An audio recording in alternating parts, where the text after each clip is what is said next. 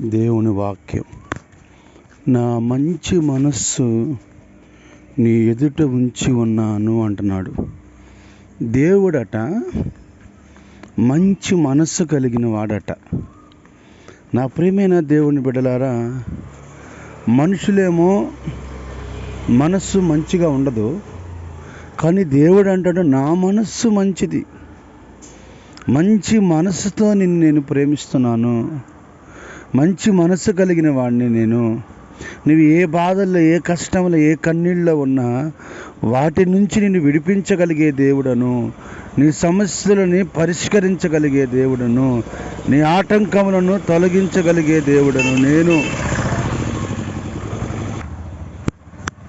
అయితే నేను నీ ఎదుట నిలిచి ఉన్నాను కనుక నువ్వు దేనికి భయపడవద్దు. నేను నీ పక్షంగా అద్భుతమైన కార్యములు చేయబోతున్న దేవుడను. నీ సమస్యలన్నీ నాకు చెప్పుకొని నాకు మొరపెట్టగలిగితే నీ పరిస్థితులన్నీ నేను ఆశీర్వాదకరంగా మారుస్తాను. అటు కృప పరిశుద్ధాత్మ నీవు తోడే ఉండును గాక. ఆమేన్. పరిశుద్ధ వాక్యం ద్వారా మీరు మాట్లాడారు.